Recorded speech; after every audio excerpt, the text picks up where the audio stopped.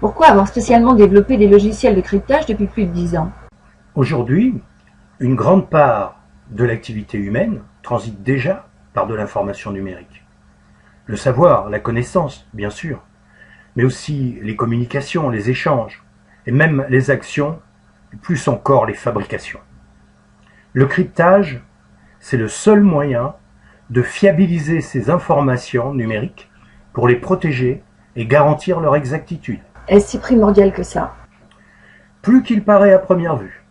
Imaginez un satellite qui, du fond de l'espace, envoie ses observations numériques à un opérateur en train de commander un drone à l'autre bout de la planète. Si les observations sont faussées ou les commandes falsifiées, les conséquences sont désastreuses. Oui, enfin c'est pas tous les jours que j'aurai besoin de piloter un drone avec un satellite. C'est un exemple. Mais toutes les observations, actions, des plus sophistiquées aux plus simples du quotidien, sont aujourd'hui numériques. Et il est très facile de dérober ou fausser ces informations. Un cryptage fiable reste le seul moyen de se protéger dans un monde numérique. Comment le cryptage peut-il protéger? J'y viens.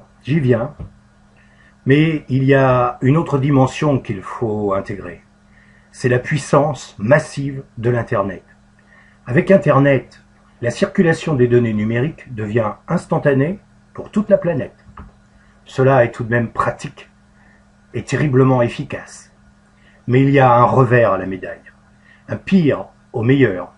Cette gigantesque vitrine qu'est l'Internet peut tout exposer à tous. C'est justement là le point de faiblesse du système. Parmi ce tous, il peut y avoir des malveillances qui utiliseront ce savoir pour nuire. Il faut donc pouvoir sélectionner et réserver certaines données à ceux qui les utiliseront à bon escient. C'est là que vous faites intervenir le cryptage? Et oui, bien sûr. On l'a trop oublié avec les Facebook et autres réseaux sociaux. L'humanité tout entière, ou presque, a été grisée par cet accès facile à la célébrité.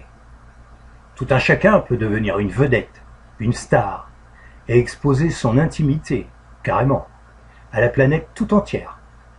C'est amusant d'ailleurs, même les plus subtils services d'espionnage ne l'auraient pas rêvé davantage. La plupart s'exposent spontanément, sans limite. Oui, mais alors, pas besoin de cryptage puisque les gens veulent s'exposer. C'est vrai. Beaucoup aiment s'exposer, mais d'autres, en fait, n'ont même pas conscience du risque qu'ils prennent. Et puis, faire attention, c'est ennuyeux, sûrement compliqué, alors basta, on laisse tomber. Imaginez, même les échanges diplomatiques ne sont pas vraiment protégés. Wikileaks l'a prouvé. Alors, pas besoin de cryptage. Arrêtez donc de nous compliquer avec cela. Vous savez, il m'arrive de me le dire aussi. Mais ce que je crois, les conséquences des indiscrétions vont être de plus en plus importantes, voire même dramatiques. Et il va devenir crucial, vital même, d'assurer la confidentialité absolue de certaines informations. Avec la maturité de cette nouvelle civilisation de l'Internet, on va redécouvrir la nécessité et les nouvelles formes d'intimité, de personnel, du jardin secret, etc. Il y aura ce qu'on veut diffuser au plus grand nombre, et puis ce qu'il sera vital de protéger.